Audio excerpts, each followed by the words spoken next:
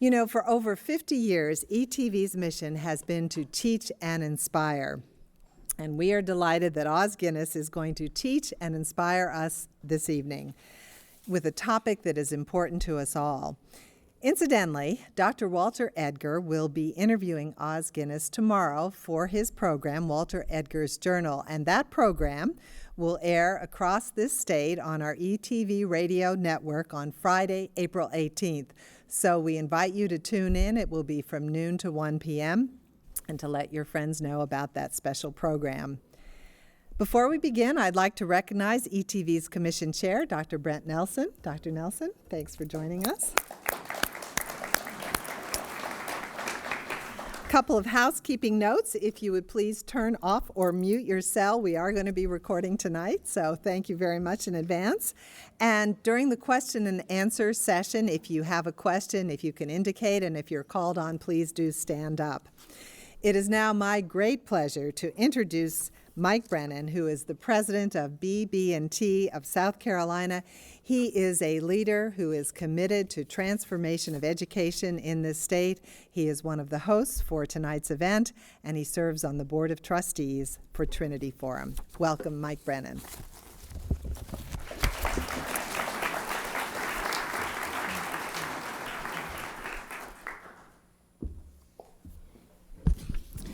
Well, good evening to all of you, and it is an honor and privilege to be here with you this evening. It's an honor and privilege for me to serve on the Board of Trustees of the Trinity Forum, but more importantly, it's an honor for me to have Oz Guinness back with us in Columbia, South Carolina. So, Oz, we welcome you back to South Carolina. It's my privilege, really, to introduce the president of the Trinity Forum this evening, who will introduce Oz for us this evening. And it's been my pleasure to get to know Cherie over the last few years. But she serves as the president of the Trinity Forum. Prior to joining the Forum in 2008, she served in the White House as special assistant to President Bush and director of policy and projects for First Lady Laura Bush. She, earlier in her career, served as a policy advisor for Senate Majority Leader Bill Frist, advising the leader on domestic, social, and serving as liaison and outreach director to outside groups. From 2001 to 2005, she was senior counselor to the chairman of the National Endowment of the Humanities, where she helped the chairman design and launch the We the People initiative to enhance the teaching and study and understanding of American history. Prior to that, Cherie was the policy director for Senator Sam Brownback and also served as Deputy Policy Director at Empower America. She's contributed a number of articles to Policy Review, Human Events, the Harvard Political Review. Her ghost-written speeches and articles have appeared in Vital Speeches of the Day, the New York Times, the Wall Street Journal, the Washington Post, USA Today, and others. She holds an honors bachelor's degree, magna cum laude in government from Harvard University, and a postgraduate diploma in literature from the University of Queensland in Brisbane, Australia, where she was a Rotary Scholar. She serves on the board of Gordon College and Faith and Law, on the Leadership Council of Convergence, on the advisory board of the National Civic Arts Society, and the National Museum of American Religion. Cherie, it's a pleasure to have you back in South Carolina. So please give Cherie a warm South Carolina welcome.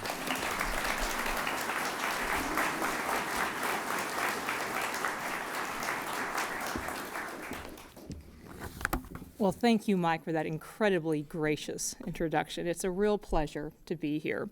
And on behalf of all of us at the Trinity Forum, we want to welcome you to tonight's evening conversation with sociologist and author Oz Guinness on the global public square, religious freedom, and the making of a world safe for diversity.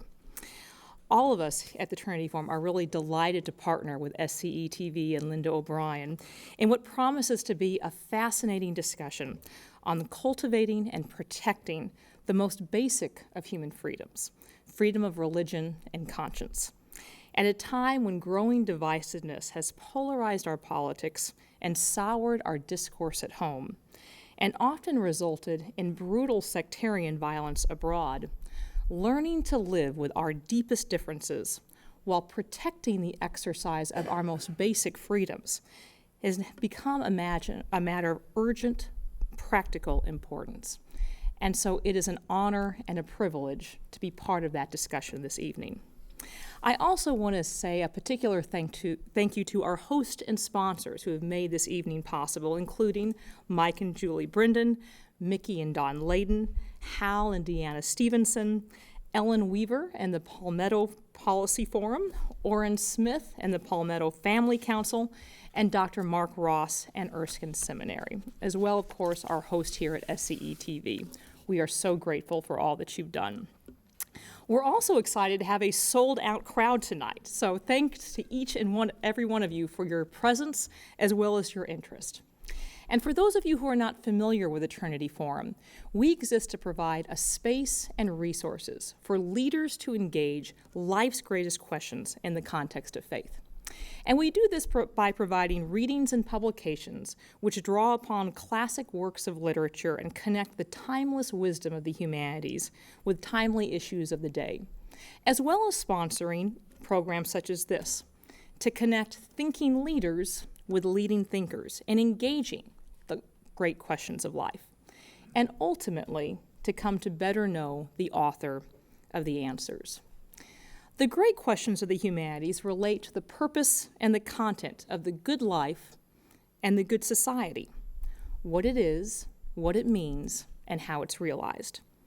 And central to the understanding of the American idea of the good life and the just society is the ideal of freedom and the bedrock importance of the most fundamental of human freedoms, religious freedom, or as Oz will describe later tonight, freedom of the soul. But while many Americans may agree largely on the value of religious freedom, notions of exactly what it is, how it should be expressed, and how it can be sustained, particularly when it clashes with other values, these are contested, and those contests form many of the major political and cultural battlegrounds of our time. And the stakes of those battles are high. In our increasingly polarized age, the practice of pluralism has become more complex and more difficult. New challenges have arisen to the freedom of religion in the name of civil rights. Others have asserted that religion itself is the biggest cause of division at home, and that a civil public square is only possible through the removal of faith. In his new book, The Global Public Square, Religious Freedom and the Making of a World Free for Diversity, published by InterVarsity Press, Oz tackles these issues heads on. He also addresses that paradox. How can we, as a society, unite in protecting the freedom to live into and out of our most deeply held, and thus often polarizing, convictions? It is both a challenging and a controversial topic, and few can address it with the insight, expertise, or eloquence of our speaker this evening, Oz Guinness. Oz is an author, a sociologist, a social critic, and I am very proud to say, the founder of the Trinity Forum.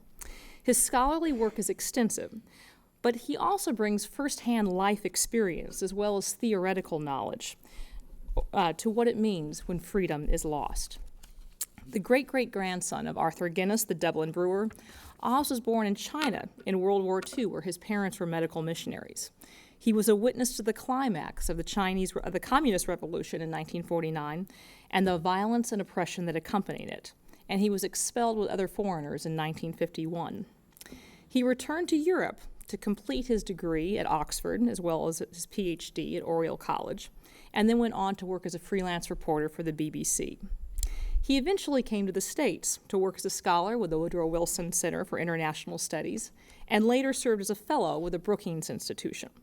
He went on to become the executive director of the Williamsburg Charter Foundation, a bicentennial celebration of the First Amendment, and then eventually to found and serve as the first senior fellow of the Trinity Forum.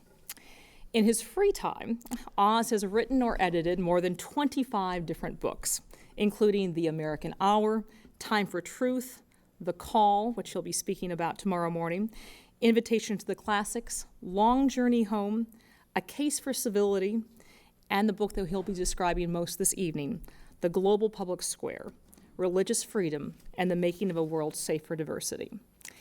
After Oz's talk, there will be an opportunity for the audience to have questions, which he'll be fielding from here before we conclude for the evening. Oz, welcome.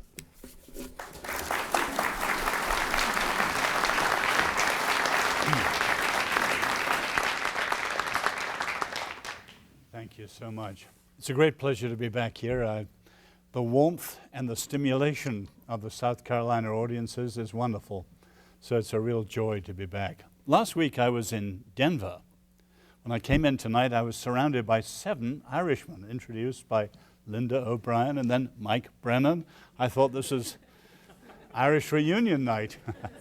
Last week I was in Coors country. And with all the teasing of my name and family background, I couldn't help reminding them of a famous, totally fictional story of a brewing convention. At the end of the day's business, the heads of the major breweries got together, and the waiter came round, and Augie Bush ordered a Bud. Pete Coors ordered his signature drink, Coors Light. And they went all the way around and came to the chairman of Guinness, who ordered a Coke. Everyone was surprised and said, why wasn't he drinking the family beer? Well, he said, you men aren't drinking real beer, so I thought I wouldn't either.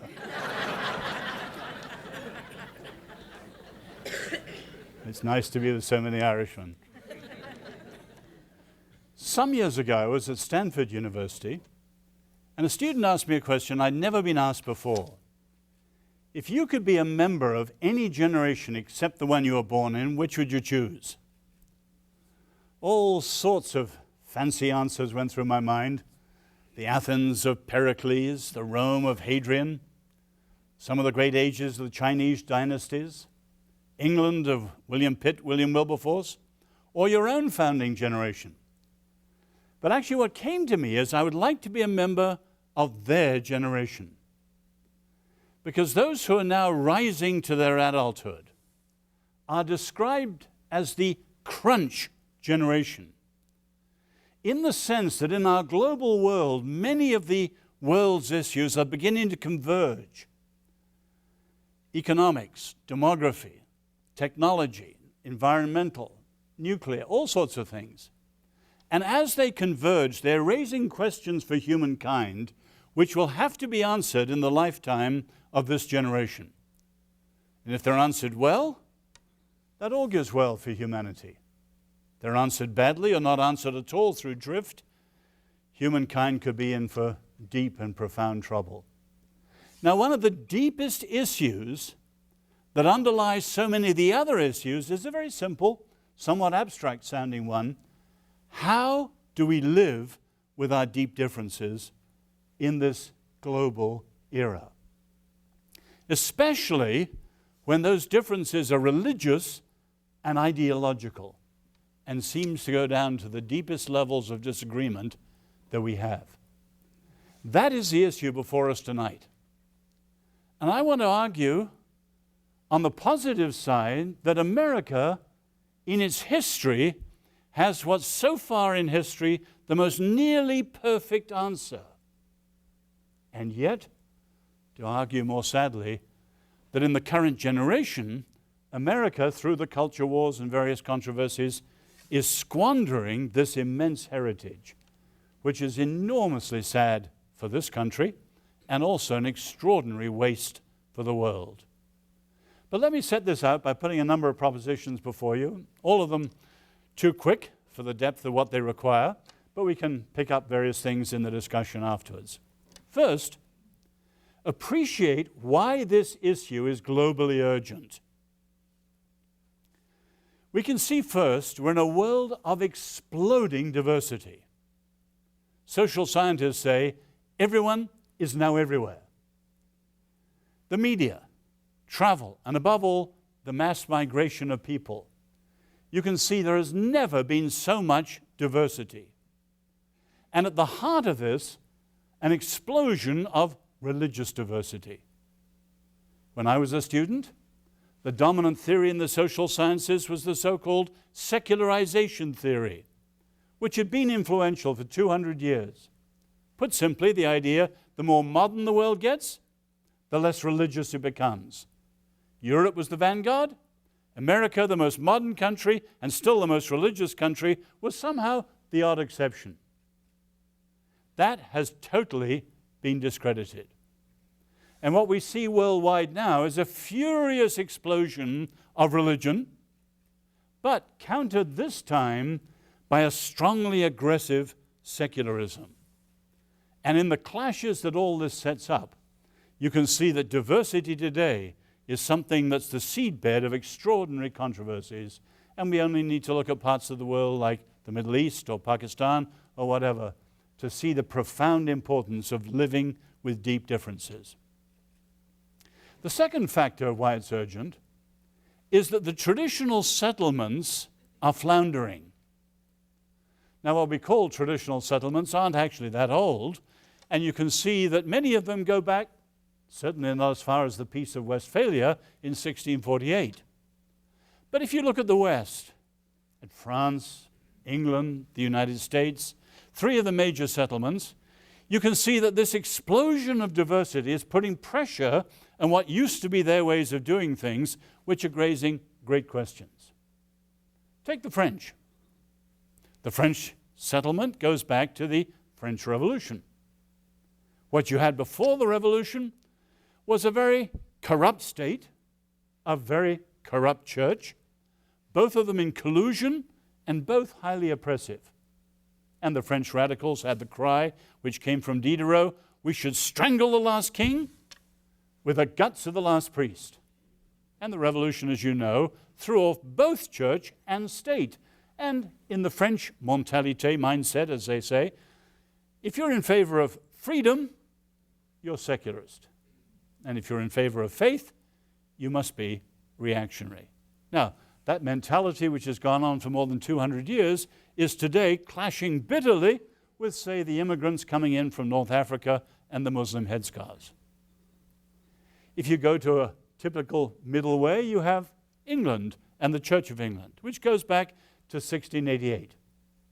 A state church, but not oppressive, no blood on its hands since then, and yet still a state church and slow withering away. And so today cynics say the Church of England's only fit for the hatching, matching, and dispatching of citizens. In other words, baptize them, marry them, bury them, and that's it. And one scholar describes the church as the beautiful rose window of the west front of the cathedral of British society, but largely uninfluential. Here you had what in the Western world is the other extreme.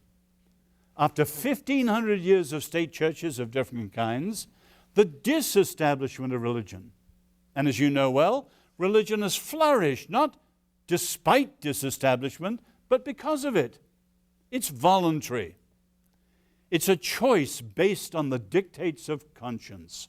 And as I said, this has been described as the most nearly perfect system for having liberty and diversity that the world has seen.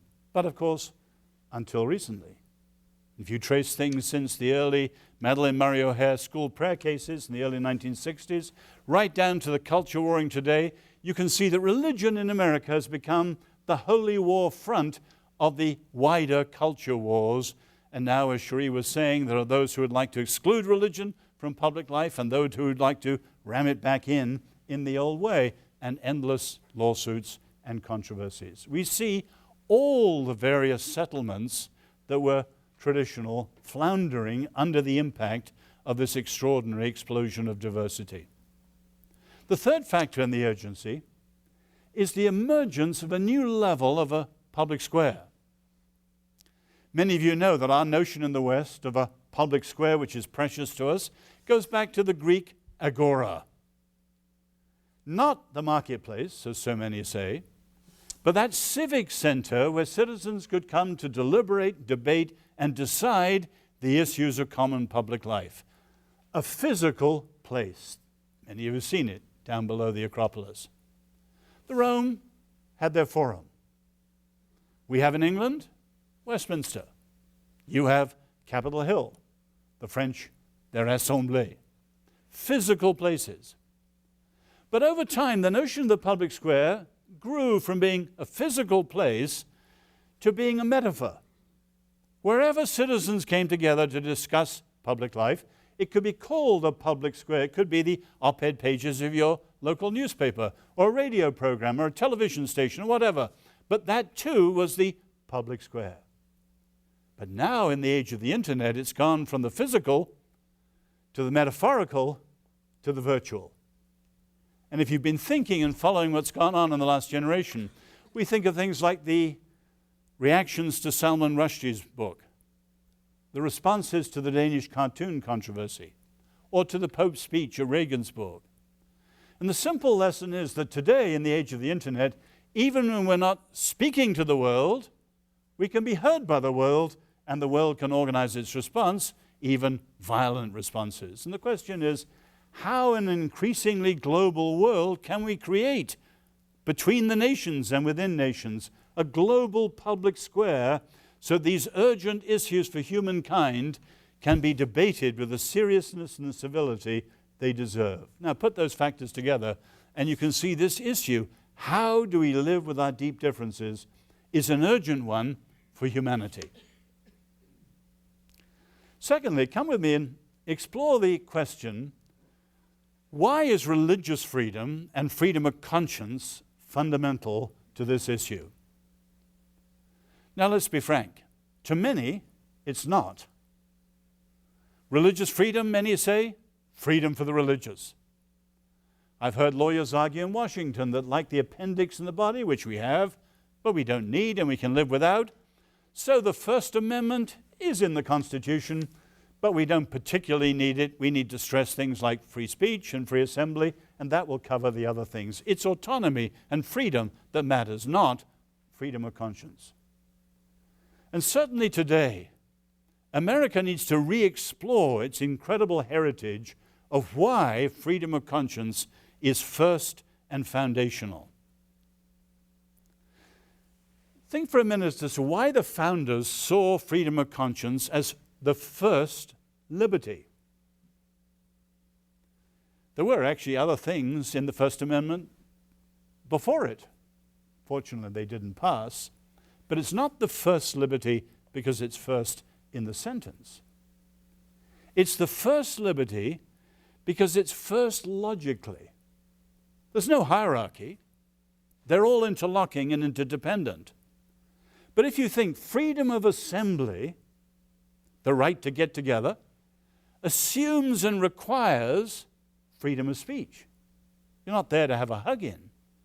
You're there to talk to people about things that really matter to you. But equally, freedom of speech assumes and requires freedom of conscience. What is it you want to talk about? Free to talk about the weather.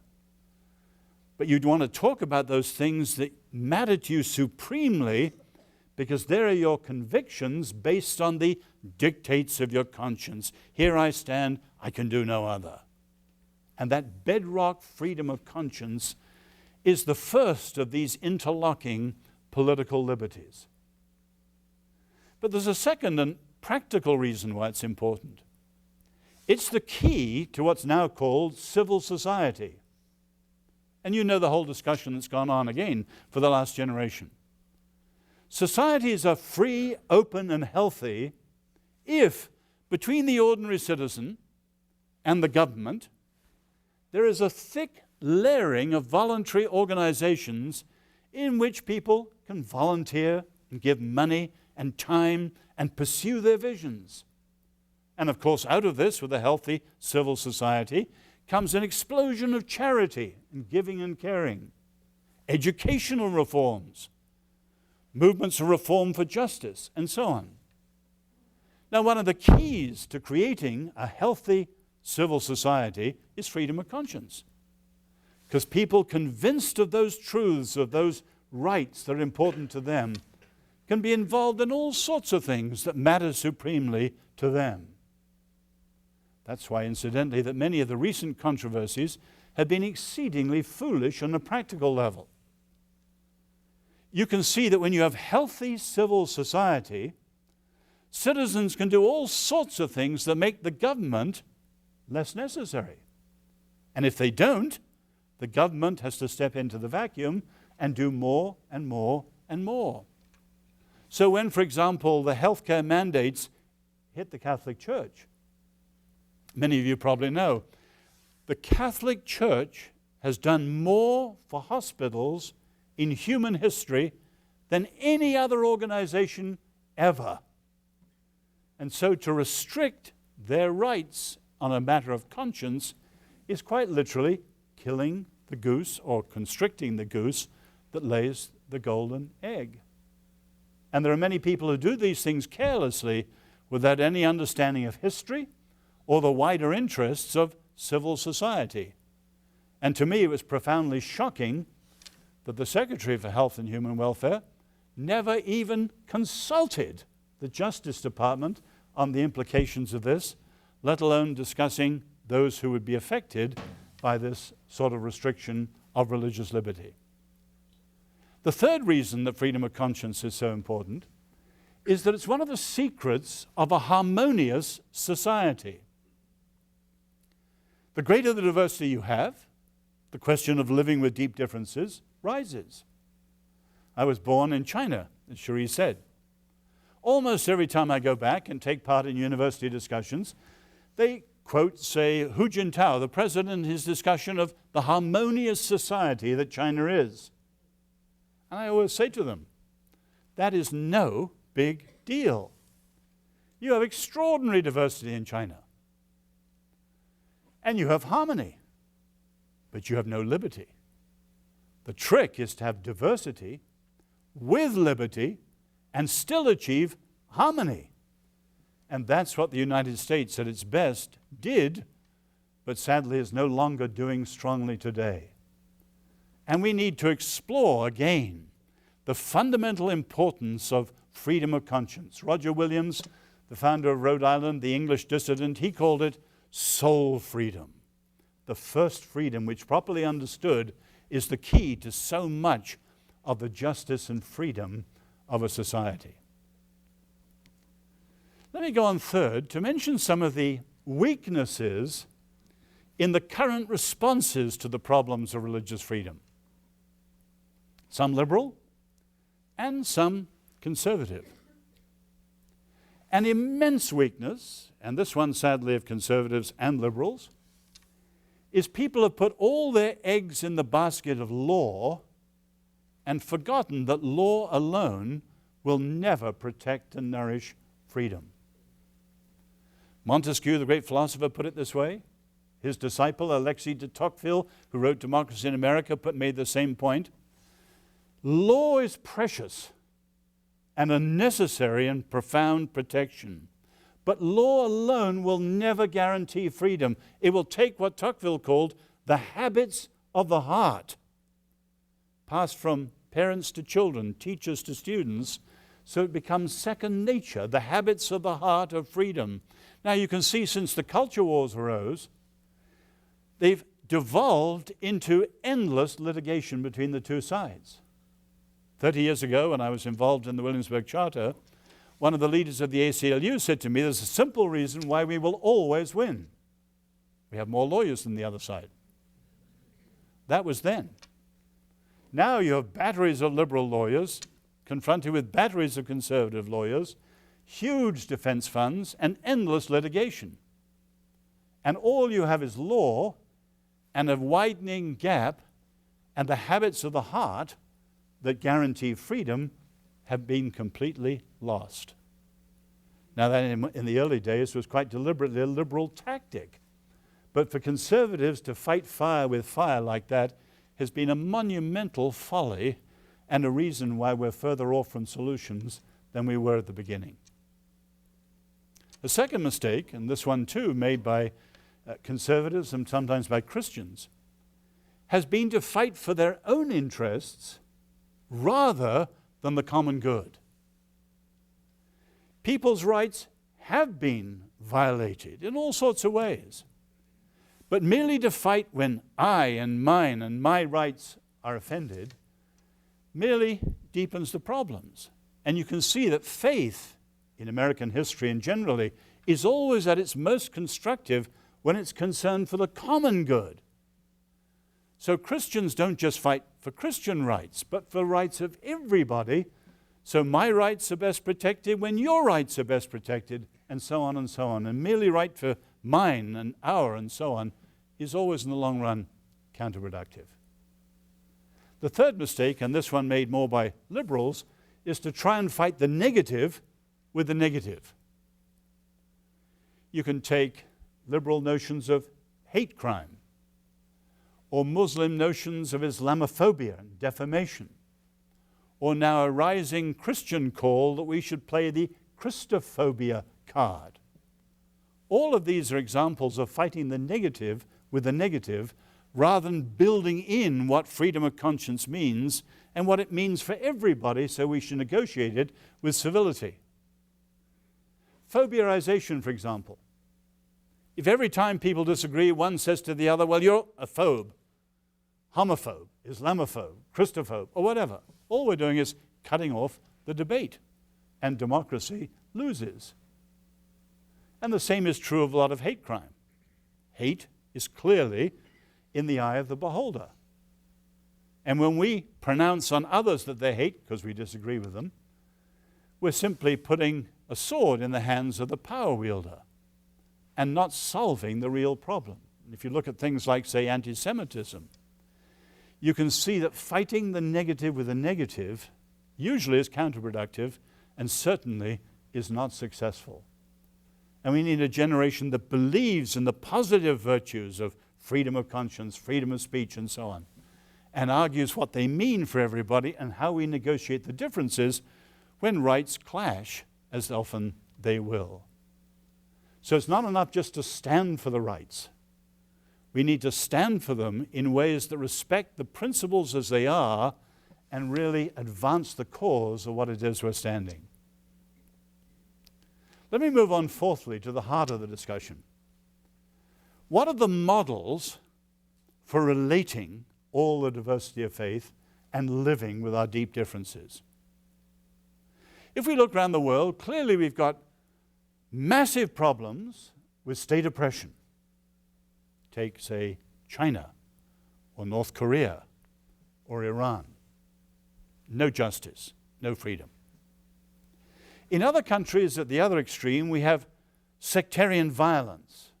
Take, say, Pakistan, or the influence of Boko Haram in northern Nigeria, and many examples like that.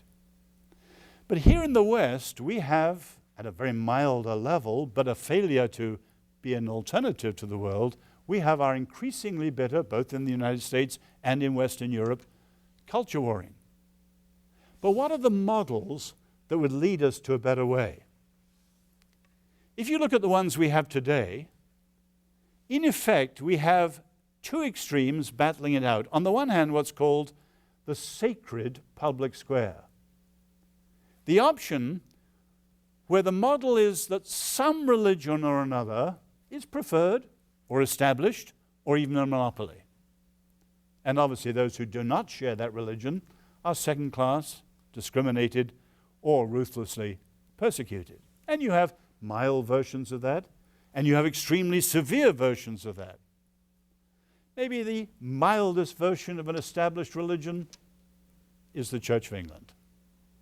Almost on its last leg. Some people think it may not last another 25 years, but certainly not oppressive and confronted by a very aggressive secularism and a rising militancy of Islam. Very severe versions of the sacred public square would be the Iranian state and countries like that, where people who disagree with it do so at the danger of their lives. The sacred public square does not do justice to the requirement of freedom for people of all faiths and no faith. At the other extreme, you have what Richard John Newhouse called the naked public square. In other words, the vision of public life which tries to exclude all religion from any participation in public life. Now, once again, there are mild versions. The strict separation, say, the ACLU or Americans United, by world standards is mild. It's not what the framers set up. It's closer to the French style than the American Revolution, but it, by world standards, relatively mild. Obviously, if you move across to China and North Korea, you have a much more dangerous version of the naked public square. But neither of those two extremes, the sacred or the naked public square, allows true justice and freedom of conscience for people of all faiths and no faith. What's the solution? Many of us believe that the world should move towards a third position, which is described as the civil public square. What's that? It's a vision of public life in which everybody of every faith is free to enter and engage public life on the basis of their faith. That's freedom of conscience. But, here's the big but, within a politically agreed framework of what is just and free for everybody else too. So a right for one person is a right for another person and a responsibility for both. A right for a Christian is a right for a Jew, a right for an atheist, a right for a Mormon, a right for a Scientologist, a right for a Buddhist, a Hindu, a Muslim, or whatever, and a responsibility for them all. Now that, of course, assumes that people are taught what civility is and how then you negotiate the differences in the public square. Now, the American discourse back in the 18th century was distinguished, whereas in Europe it had been a discourse of coercion because of state churches. In America, with freedom of conscience, it was a discourse of persuasion. And that, of course, would be an implication of a civil public square, that if you want to enter and engage and prevail in the public square, so that 51% agrees with whatever you're arguing, you have to be persuasive in dealing with all the people who are different from you. Now, that notion of civility, of course, and I'm sure some of you have had the same reaction in your minds, is vastly misunderstood today and often dismissed as weak. And let me mention some of the misunderstandings. Civility is often confused with niceness or a squeamishness about differences. We're uncomfortable with all that, so we want to be civil because we don't want to mention them all. No. Civility is the classical word for the virtue and the duty of citizens in a diverse, open society who have their opinions but want to deal civilly with others who differ with them. Not niceness, or one used to say tea party etiquette, but the political movement has ruined that one. Dinner party etiquette, say. Civility is a matter of virtue and duty of citizens in a diverse society. Or again, another misunderstanding. Many people think that civility is a search for a lowest common denominator unity. Articles have come out this month saying that the president is now arguing for, quote, civic spirituality. That overlap when we all care about not religion, oh no, not truth, spirituality, a concern for justice and whatever, a vague sort of common denominator that somehow will unite us. When we deal with religions, the simple fact is that the differences are ultimate and irreducible. You could take, say, an Orthodox Jew and an atheist, or a classical Hindu and a Christian. There's no way that at the level of their assumptions and presuppositions there is commonality. The differences are ultimate and irreducible.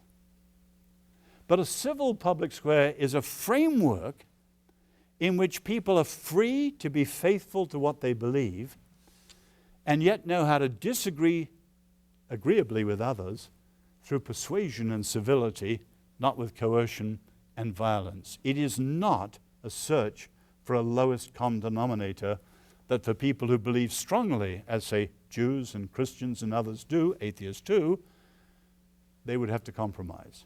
Not at all. It's a framework in which people are free to be faithful. The third misunderstanding, also very important, is that civility amounts to indifferentism, a form of moral indifference. We all have differences, and we're called to recognize them, affirm them, celebrate them, whatever. Not at all. Differences matter. Differences make a difference, not only to individual lives, but for entire societies and civilizations. And the way societies choose will have an extraordinary difference in their social life and many other things, including the future of their existence. Differences matter. And the way I put real civility is like this.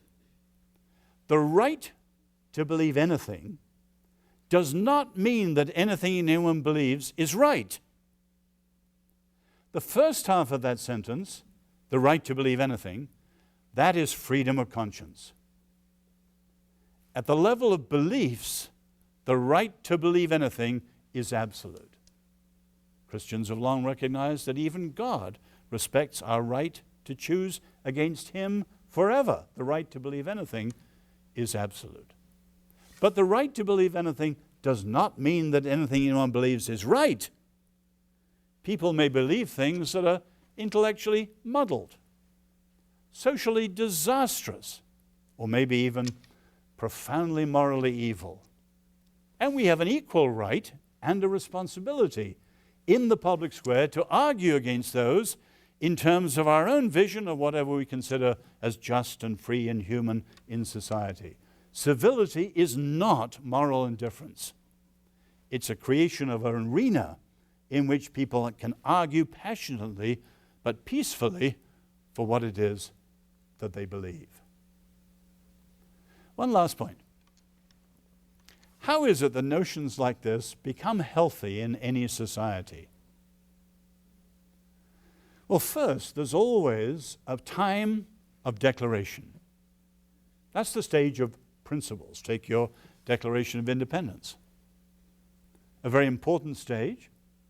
You can think, for example, of the Universal Declaration of Human Rights, which is only a declaration of principle. There was, in 1948, nothing binding in that declaration. They'd waited for something legally binding, they would still be talking today. Declaration, though, was the first stage, the beacon of principles. The second stage was implementation. That's when the principles were enacted into laws, and the laws provided a framework that protected the rights in question. But the third stage is always recognized to be the crucial one, but usually the forgotten one, which is transmission and education. That's the habits of the heart. In other words, it has to go on from generation to generation, so that freedom of conscience, or whatever it is second nature in a country. And when it is, justice and freedom are alive and well. And the implementation of the laws alone will never do it, as I said before. That's one of the great problems of Europe. If any of you know Europe, Europe is thick with articles, conventions, laws, you name it. But religious freedom is in profound trouble because hardly anyone knows at the street level or the home level what it really means. There's never been a stress in Europe on the habits of the heart. The American tragedy is different. Tocqueville, visiting you in the 1830s, he says, the habits of the heart are strong. One looks at America today, the laws are strong, and the laws are stifling. The habits of the heart are almost non-existent, and civic education has almost disappeared in much American education. Now, I'm not a Pollyanna. We can talk about civility. And clearly, as we look at today's world, you could divide it broadly into three. You have first countries like the US, although not many like the US, where you have a strong record and tradition of engaging with freedom of conscience for everybody. And yet today, as I said, you're squandering your heritage. But the heritage is there. The heritage could be rediscovered.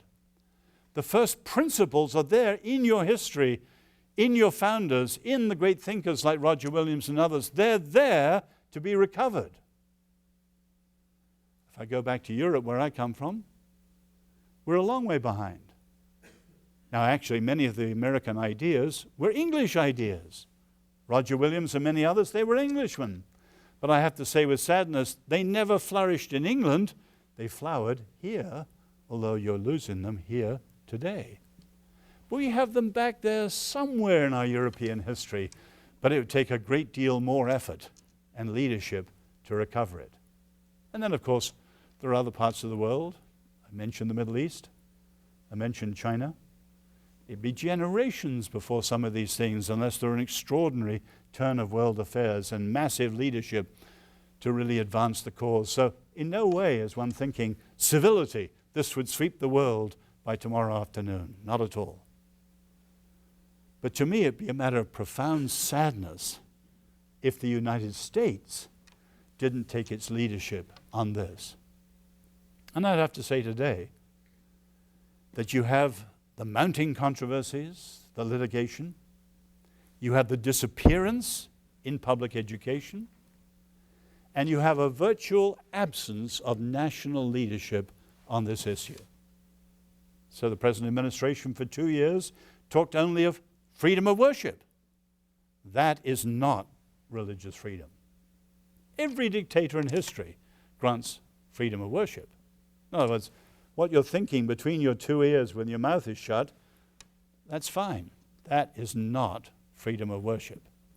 The Universal Declaration talks of adopting a faith, practicing a faith, sharing a faith, and changing a faith. And you can see that that's far more than freedom of worship. And so for the American leadership to talk of things like that is an incredible contradiction of the greatness of this country. And so you can see from the leadership right down on this great issue, which James Madison described as America's true remedy. America today is not doing well. And my challenge to each of us is clearly, if you believe some of these things as your framers did, and you're concerned about freedom of conscience, you're concerned about civility, we have to start where we are. And things may go very bad in all sorts of areas, but as Solzhenitsyn says, let the problems enter the world, but not through me. And I would just challenge you, every one of you here tonight in South Carolina, to think this through for yourself and to stand for a better way in the hopes that one day, even at the highest levels of leadership, America would regain her great heritage and truly be a model for the world on an issue that is crucial to the future of mankind. Thank you.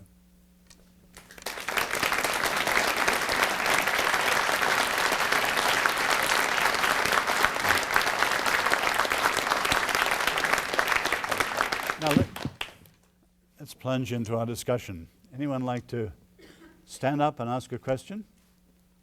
Yes, sir.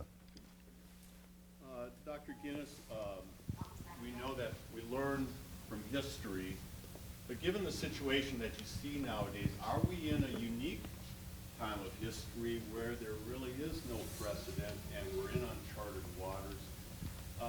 Or is there something that we can look back and say, oh yes, we've seen this before and this is how it came up? Are we in a unique situation or is this cyclical? It's not cyclical. I think the affairs of nations are not cyclical. Politics goes in cycles. Economics sometimes does that sort of thing, but not nations. Now, there have been precedents before that have been somewhat like this. So you take the founding of this country. When people call America the world's first new nation, what do they mean? It was the first nation to grapple with many of the first challenges of modernity, which now the whole world's grappling with. And so you take the issue we're talking about tonight, religious freedom. We had 1,500 years from Constantine to James Madison, all sorts of models of church-state relationships, and they had all gone wrong in their way and become oppressive and coercive and so on. And I would say the secularity you see in Europe, the principal cause is a violent reaction to corrupt state churches. European Christians have to acknowledge that. So what Madison and the others did was radically new.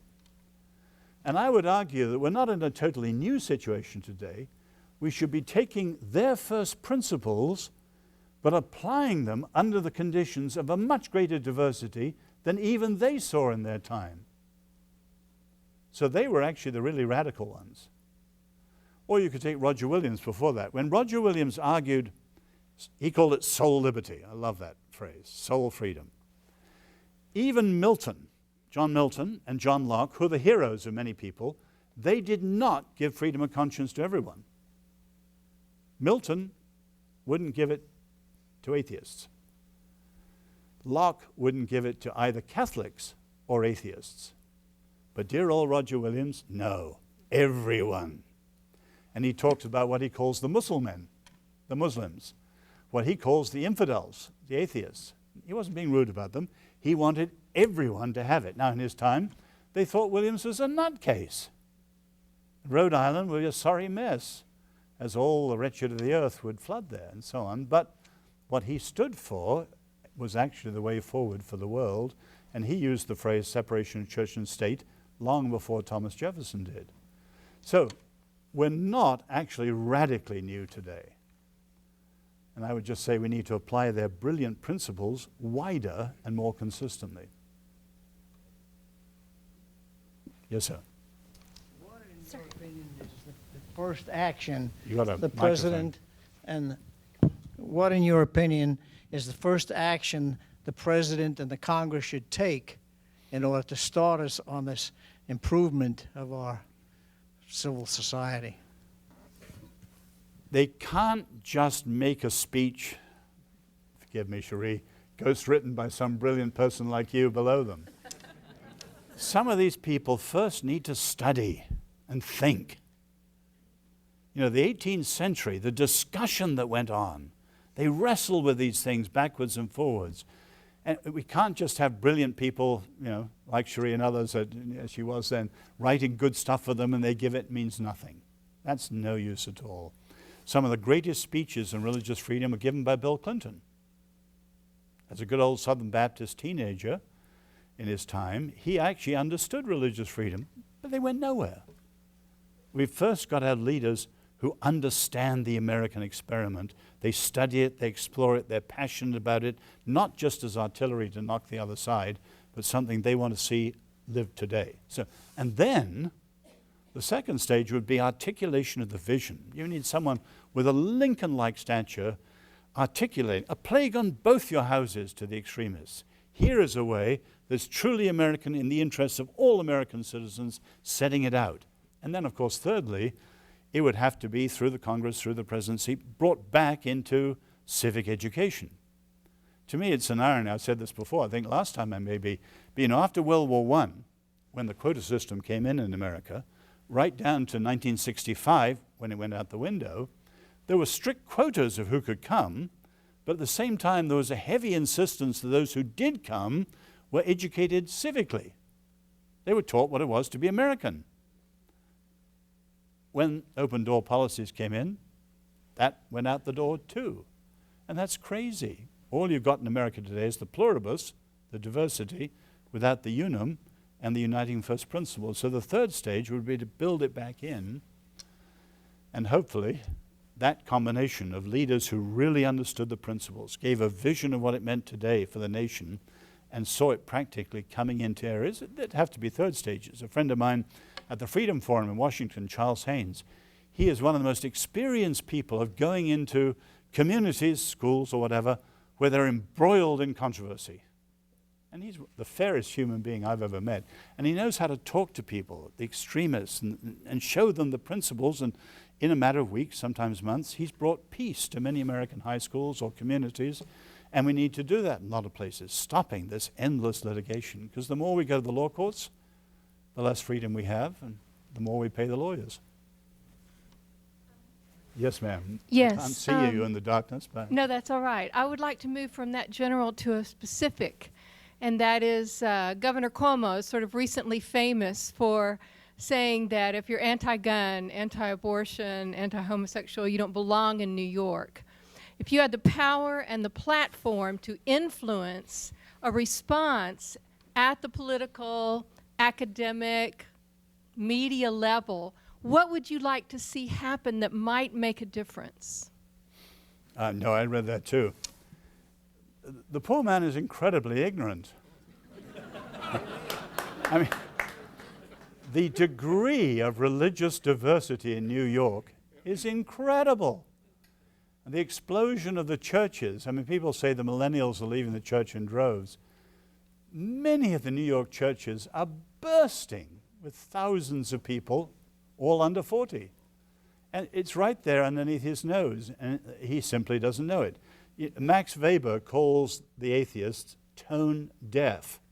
They just don't hear the music. Peter Berger says they live in a world without windows. Einstein had his words for it. Cuomo, sadly, is one of those who's tone deaf, living in a world without windows. Now, the point is, if I had an answer to him, either in person or I was asked to write something in New York Times op-ed pages, I would not just slam him in a culture warring response. That would get us nowhere. You've got to show he, as a liberal, should be concerned with liberalism. The strongest liberal who's an atheist in the world is Jürgen Habermas in Europe, who argues in a wonderful way that for liberals to exclude religious voices from the debate, whatever the religion is highly illiberal. And Cuomo is being highly illiberal. But I would play his genuine desire for freedom, show him how he's actually doing something highly counterproductive. But you're right, that was appalling. But merely to answer in a culture warring tit for tat just digs the hole deeper. Wherever the mic goes, I'll... Thank you. I was looking at one of the phrases you had where the trick is to have religious diversity and freedom exist at the same time. I was wondering, is this trick actually a mirage and something that cannot be accomplished? And I'm looking particularly at the phase of lawmaking in a land. How can an absolute law be established in a land where different religions are allowed to reside and grow? Just real quick, as I'm thinking, we live in a democratic republic. We vote in representatives that represent us and make up legislatures. From these legislatures, we have laws. And if working well, these people voted in to the legislature will have different moral standards because they're of different religions. And these are, as you said, irreducible. And so laws are then made by a diverse legislature. How can there be a common law that is applied uniformly throughout a land if we already have, as it were, a house divided religiously? Mm-hmm. For example, I am a Christian, and I believe that the law is to wield the sword against evildoers. Mm-hmm. Who defines who's an evildoer? If you take what you're arguing, you're undermining your own future as an American. Because America is the country with the maximum diversity, the maximum liberty, and so on. You're actually arguing for something that would be the undermining of American democracy. Now, obviously, whichever 51% prevails would currently be the power in the land. Currently, Democrats, Republicans hope they're getting in, and so on. Now, that's true in a much longer way for law. Now, the question is then, how much should we legislate? So many countries in the world have legislated against divorce in the past. And it now commonly recognized that that isn't a matter of the draconian sort of legislation that used to have in the past. But the question comes in, what will be the rights of those who are minorities? Will they be guaranteed? So, for example, currently, the issue would be on gay rights. Yes? Much of the stuff goes around there. Now, just as a matter of first principle, religious freedom is a human right, taken as the first of the human rights. Now, human rights are so defined, they're inherent in humanity. Everyone is born a human, as opposed to a cow, a dog, a tiger, has a human rights. Now, civil rights are not human rights. Civil rights are so deemed rights by the society that decides to have them. So the question is, what happens when a civil right clashes with a human right? Now, the gay activists, for instance, Kai Feldman in the White House, talking about a zero-sum game. Any clash of religious freedom with gay rights, religious freedom has to go. The effect of what she's doing is undercutting all human rights, because she's saying this new right trumps the, quote, old right, and has to go. No, the so-called old right is a human right. And the gay right is now a civil right. Yes, it's been deemed right in certain states, etc., etc. But a human right should never be trumped by a civil right. And when they clash, they have to be negotiated carefully. And so clearly, as society grows and as all sorts of things flowing out of the sexual revolution accelerate, the areas in which there's got to be incredible negotiation grows. And if we just think of a scorched earth, zero-sum way, as the gay activists are doing, and some of the religious right would have done if they could, you'll get into a situation of deepening problem.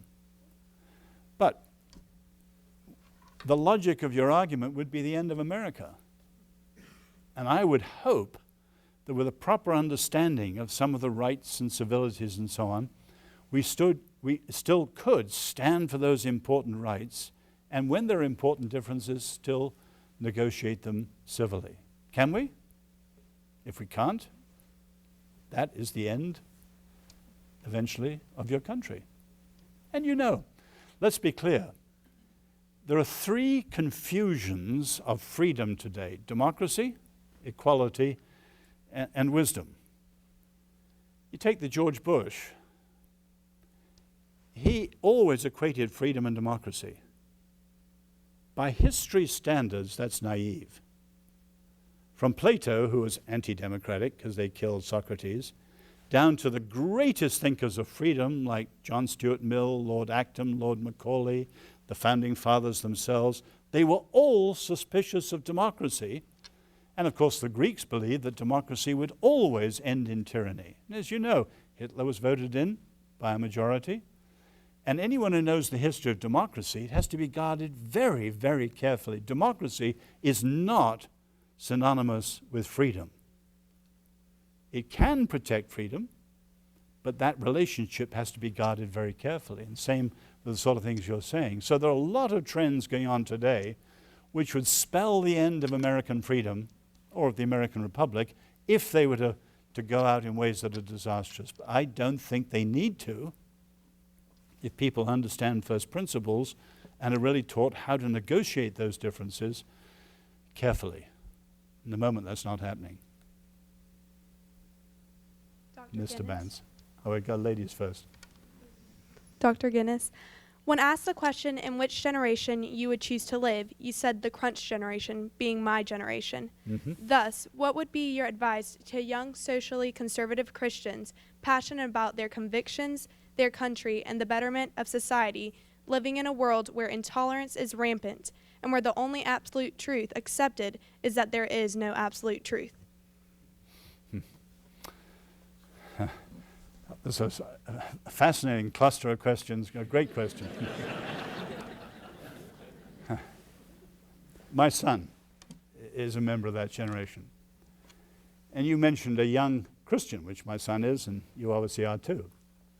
I would say Christianly, the ideal of what is said about King David by St. Paul in Acts. It says, David served God's purpose in his generation. Now, it doesn't say he served his generation. That's a mistake of a lot of liberals in the church who said that whatever the generation says, we should follow and be trendy and up to date. No, David served God's purpose in his generation. Now, that obviously assumes you know what God's eye on things is, and two, that you know your generation. And everyone should know their generation. And today, I call it generationalism. A number of years ago, I was at Dallas Airport, and the plane was delayed. It was winter, rather like now. The plane was delayed for 4 hours, and the woman next to me, in the course of conversations over the 4 hours to her friend, she must have said 10 times to her friend, it's a generational thing, you wouldn't understand. Generationalism is the new relativism, not class or gender, but generation. And the reasons for this, the demographers have made it smaller. Soon everyone born on February the 4th will be the same generation. Why?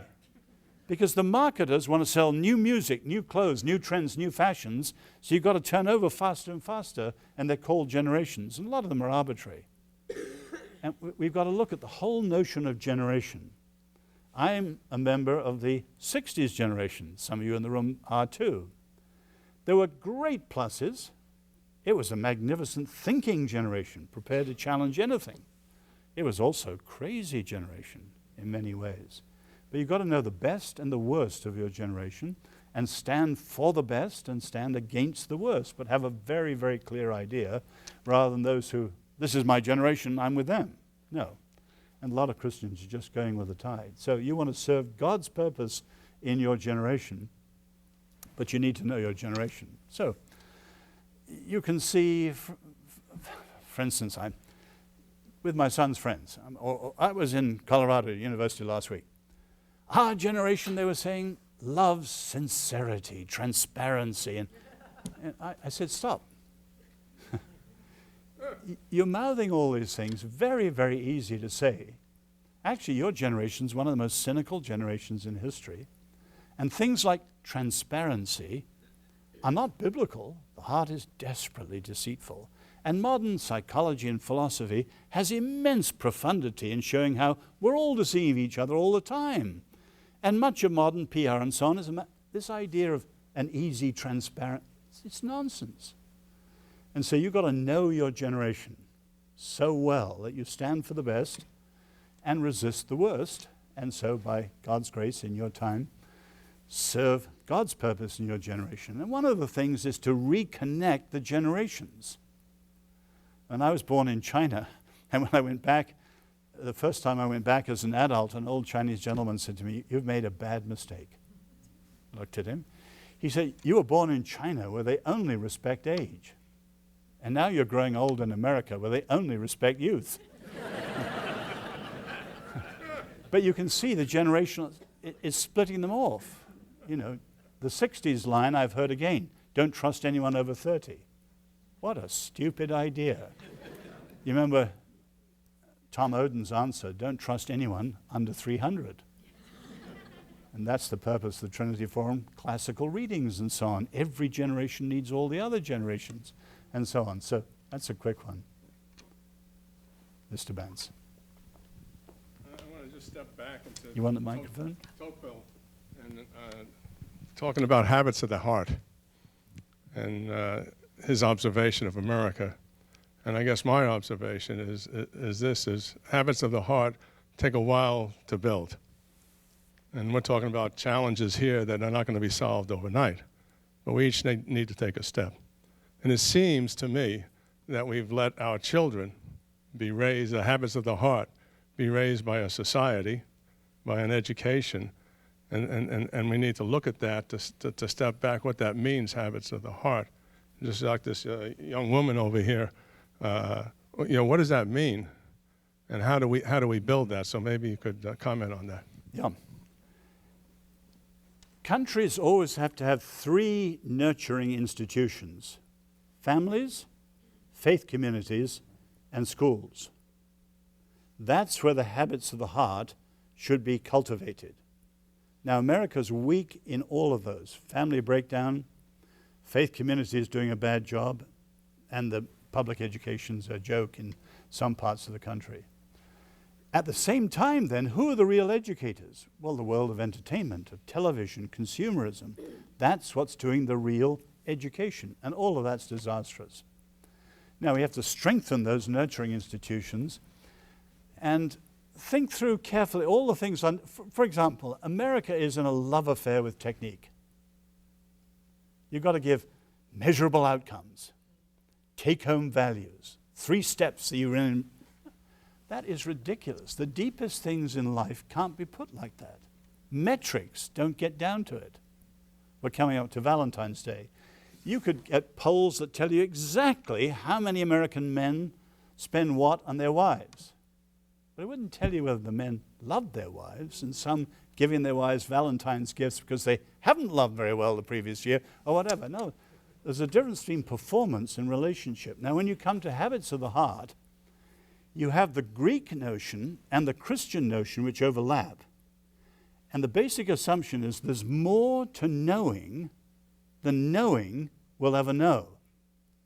So the deepest things have to be learned from a master in experience under authority. So Plato was a disciple of Socrates.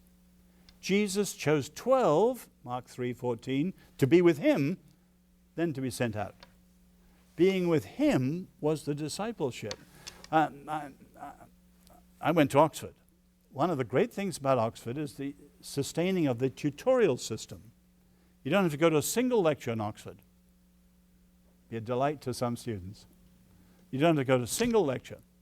But twice a week, you're with your tutor alone. And that tutorial system, of course, goes back to Jesus and the discipleship, disciples. So we talk about mentoring, but often the mentors don't open their lives enough to be really seen. There's got to be tutoring, the opening of a life with vulnerability, so the disciple is learning in experience under authority in ways which even the master can't put in words, because words are specific and rational. They don't cover the heart of the things that can't be specified. So we've got to re-explore what it is to pass on the habits of the heart and then strengthen the nurturing institutions to do their job so that, say, families and schools and faith communities are more powerful in their teaching, say, than consumer fashions or whatever. You know, historians point out that the Puritans in New England, the average Puritan, Skip Stout at Harvard reckons, listened to 40,000 hours of Puritan sermons living in that small community. Well, today, say a pastor, he has 40,000 other voices against him when he's giving whatever he does, and increasingly those are little 20-minute sermonettes rather than a Puritan-type sermon. Not surprisingly, it's not doing much in shaping the hearts and minds and transforming the hearers. So we've got to do a lot of thinking about these things and strengthen what it means to create habits of the heart. Great question.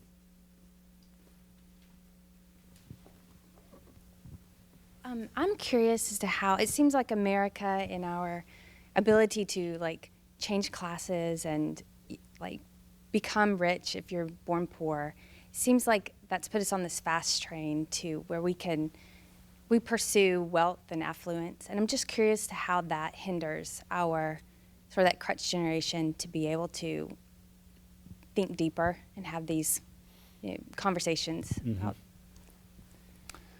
To me, the shift in America can be explained historically by the rise of consumerism. And as you know, I mean, people defend capitalism, rightly. It's the greatest engine of wealth creation in history.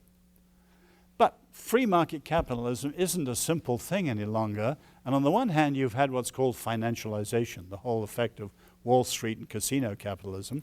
And on the other hand, you have the rise of consumerism. And if you go back to the rise of consumer society, 1920, early 30s, there was a quite deliberate assault on the Protestant ethic, because they saw that as the great blockage to consumerism. So the Protestant notion, say, of thrift was considered evil.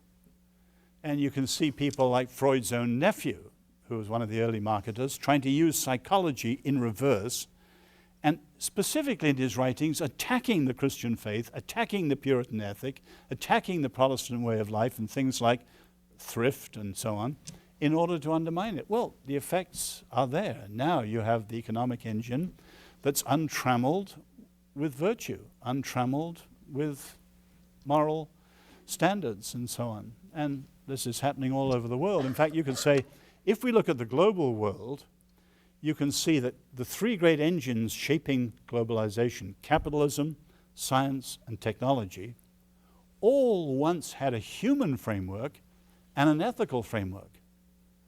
And now the human and ethical framework has been undermined, and these three great forces are changing the entire world, but rather like a runaway engine.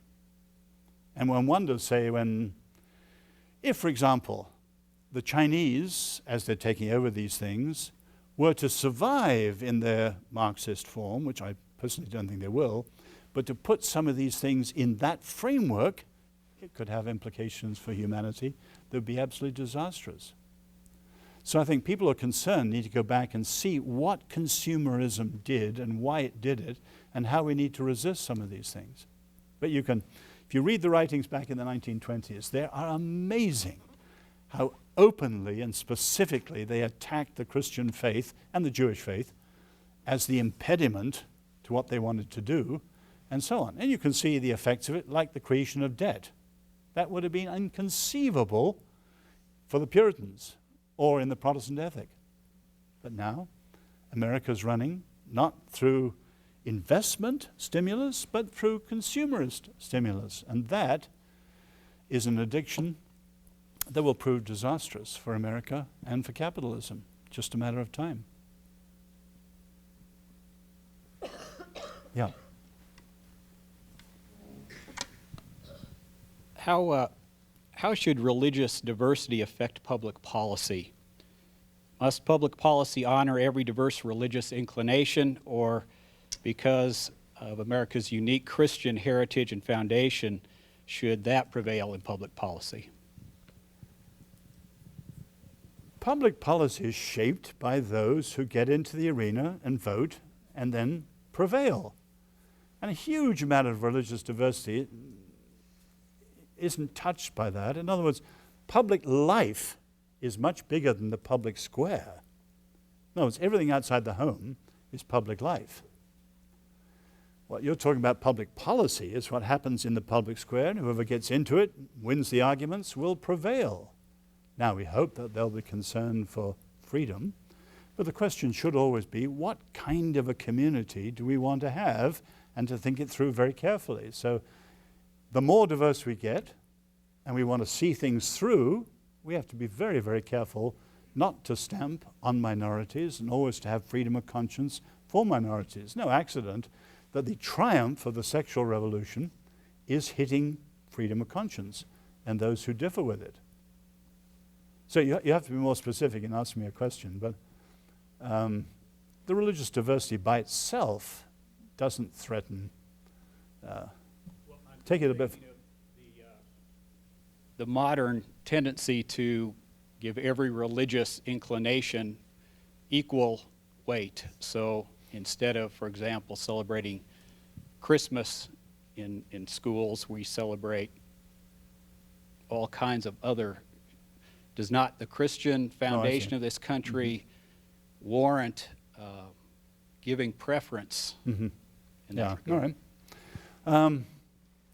Faith comes into the schools in three ways: worship, history, and then ethics, and there were four ways, and of course things like the festivals.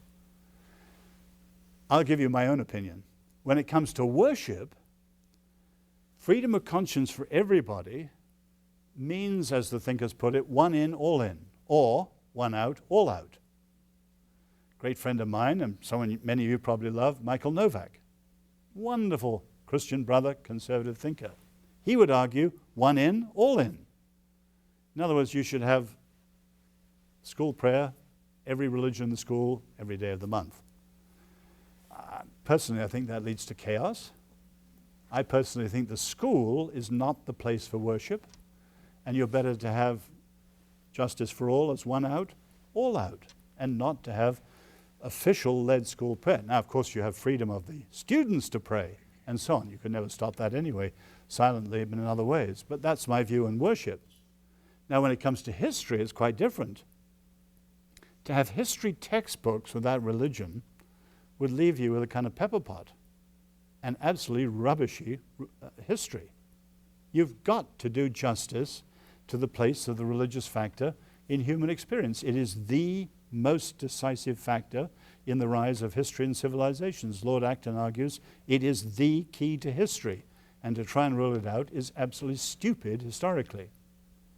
Now, when it comes to ethics, you have something else again. And Maryland had a very interesting experiment. with all the diversity in their schools, they got the parents together locally and they said, now what ethical principles do you want us all to teach? And they said, now, if you're Jews, you've got to teach the Jewish roots. If you're Christians, you teach the Christian roots. But they asked all the groups what they wanted, and they all chose about, I think it was about 14 principles: honesty, loyalty, patriotism, things like this. And so the school said, we will teach those things through stories, but we count on you in the families to teach the roots. And that was their partnership over that. Now, when you come to festivals, the trouble is of crusaders around the country coming into communities and imposing their one-size-fits-all solutions. So you've got to have civility. My friend Charles, that I mentioned earlier from Freedom Forum, he's been to many places. For instance, there was a thing in the Washington area where the school band played How Great Thou Art at the commencement, and the Jewish community were up in arms, and lawsuits were starting to fly. Well, he came in, and sure enough, you had the ACLU and others all coming in from Washington imposing their solutions. Charles came in and talked to them all, taught them the first principles of religious freedom, civility, and so on, and got the local community to talk it out among themselves, and within 3 months, he'd calmed the situation totally. There's no one-size-fits-all when we come to our communities. And we need to be restoring what the Catholics call subsidiarity. In other words, solving things at the smallest level at which it's appropriate to solve them, which of course is your local government principle, the town meetings in New England and things down here in the South. That needs to be recovered to balance the shift towards the federal government in Washington. So there's no one size fits all. That's the myth and the danger.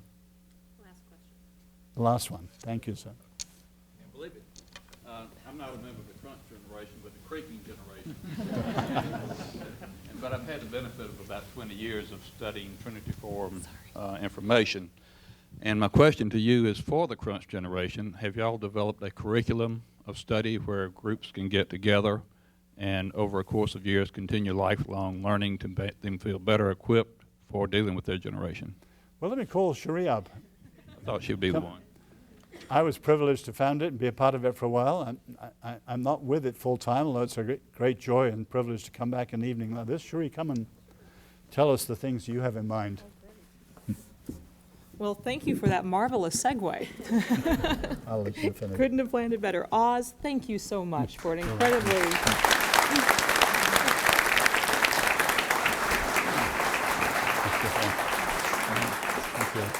Never fails to both fascinate and inspire. So we really thank you for your thoughts, Oz. For those of you who enjoyed this evening and want to share it with others, we're delighted that SCE TV will be replaying this later in the spring. You can also find it on our website at www.ttf.org and encourage you to share it with others as well. We'll also be having photos from tonight on our Facebook page and encourage you to go on and tag your friends and the like.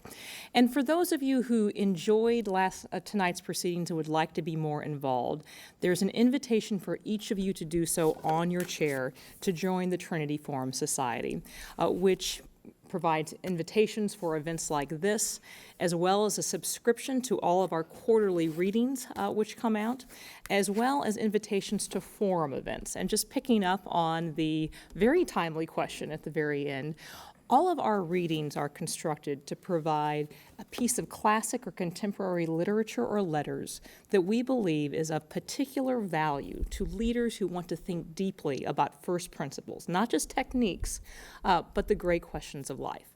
All of them are set up to have an introduction explaining their ongoing relevance and value, as well as discussion questions in the bag. So they essentially function like a book club in a bag, where you can meet with your friends and talk through these issues together. I think you'll find that not only is it incredibly valuable to read on your own, but often there is a unique alchemy that happens in discussing these questions with others, where they bring their own perspectives to the table, and you have a discussion that's even richer than one can have just in their own time of reflection. We also do events called forums, where we have curricula that are essentially an anthology of excerpts from classic works of literature, on a great topic like character and leadership or vocation and calling. And there's a group of folks together who are very interested in bringing a forum to Columbia this fall. So if that is something of interest to you and this is something you'd like to be involved with, I'd love to talk with you. You can also talk with Mike Brennan, who is one of our trustees who's really spearheading the effort here in Columbia. And we're hopeful that this will happen and that we will be doing that soon. As a special benefit to those of you who might be interested in joining the Trinity Forum Society, if you do so tonight, we will give you a free copy of Oz's book, The Global Public Square, which we commend to you heartily. Oz will also be outside. We'll be selling books of his for those of you who make the fatal mistake of not joining the Trinity Forum Society. You can buy a book and he will sign it. And finally, if you'd like to be involved in being a host in an event like this, I'd love to talk to you as well. Finally, it seems appropriate to end this evening with thanks. And there are many people to thank. I'd like to thank again our host, SEE TV and Linda O'Brien, our sponsors, Mike and Julie Brennan, Mickey and Don Layden, Hal and Deanna Stevenson, Ellen Weaver and the Palmetto Policy Forum, Orrin Smith and the Palmetto Family Council, Mark Ross and Erskine, as well as many of the people who worked behind the scenes to make this happen. My own colleague, Margaret Eberly at the Trinity Forum Society, Bobby Kennedy at SEC TV, and many volunteers who helped us for this evening, including Belinda Doss, Helen Corker, Karen Blackman, Wendy Broderick, Brooks and Amanda Piper, Jeremiah and Rebecca Thomas, Valencia Anderson, Matthew Ames, Michael Sapp. Thank you so much for all the work that you put into this. Finally, Oz, I'd just like to thank you again for your thoughts and all of you for coming. Good night.